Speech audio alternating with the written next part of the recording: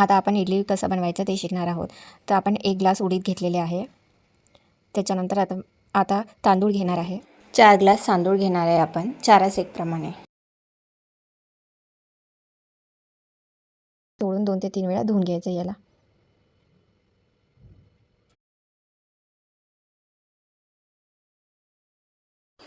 आता आपल्या डाळी छान धुवून झालेल्या आहेत. आता त्याच्यात आपण पाणी टाकणार आहे. एवढं बोट वरती पाणी टाकायचं. आता आपण या डाळी थोड्या थोड्या करून मिक्सरमधून काढून घेणार आहेत दोन्ही डाळी. या दोन्ही डाळी मिक्सरमधून वेगवेगळ्या काढून घ्यायच्या आणि त्याच्यानंतर हे सर्व मिश्रण एकत्र करून घ्यायचं. डाळींसोबत थोडंसं पाणी टाकायचं म्हणजे छान ब्लेंड होतात त्या. आता या दोन्ही डाळी आपण छान काढून घेतलेल्या आहे मिक्सरमधून. आपलं बॅटर आता तयार आहे. आता आपण इडलीचा सांबार कसा बनवायचा ते शिकणार आहोत. तेल गरम झाल्यानंतर आपण त्याच्यात मोहरी टाकलेली आहे, गाजर टाकलेला आहे. त्याच्यानंतर आपण कोळा टाकणार आहे, गवार, शेंग आणि तोंडली ह्या सर्व भाज्या आपण छान बारीक कापून घेतलेल्या आहेत.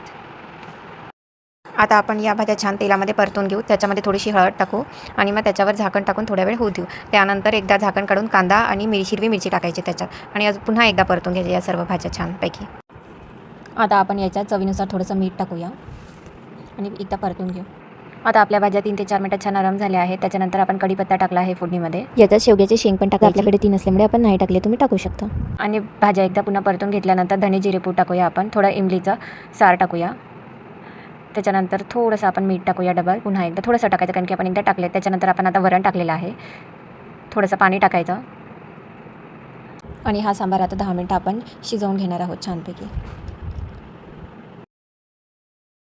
याच्यात आपण 1 ते 1.5 ग्लास पाणी टाकलेलं आहे. आपापल्या आवडीनुसार आपण याच्यात किती आपल्याला सांबार घट्ट पाहिजे आहे, किती पातळ पाहिजे त्याच्यानुसार टाकायचं. त्याच्यानंतर आपण सांबार मसाला टाकला. आता आपण हिरवी चटणीची तयारी करूया खोबऱ्याची. तर आता त्याच्यासाठी आपल्याला ओलं खोबरं लागेल, हिरवी मिरची, कोथिंबीर आणि थोडे शेंगदाणे. हे सर्व मिश्रण आपण आता ब्लेंडरमधून छान बारीक करून घेणार आहे चटणीसाठी. ओले खोबऱ्याचे असे छान बारीक बारीक काप करून घ्यायचे म्हणजे छान आपली चटणी चोपडी होते. आता आपण थोडी साखर घेणार आहे, अर्धा चमचा याच्यामध्ये. थोडंसं लिंबू पण पिळून घ्यायचं आणि चवीनुसार 1 चमचा मीठ पण टाकून घेणार आहोत. आता आपली चटणी छान तयार झालेली आहे. आता या चटणीला आपण तडका मारणार आहे. त्याच्यासाठी तेल गरम करून घ्यायचं. तेल गरम झाल्यानंतर त्याच्यात मोहरी टाकायचं आहे 1 चमचा. त्यानंतर जिरे, 1 हिरवी मिरची कापून टाकायची आणि थोडं हिंग टाकायचं. त्याच्यानंतर आपण काजूचे काप बारीक करून टाकलेले आहे 4 ते 5 आणि हा तडका आपल्या हिरव्या चटणीवर टाकायचा.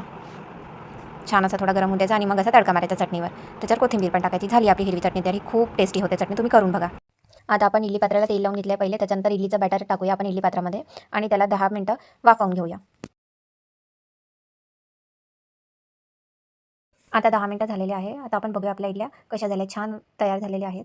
आपला हा सांबार पण 10 मिनिटात तयार झालेला आहे. आता आपण प्लेटिंग करूया सांबार, आपली हिरवी चटणी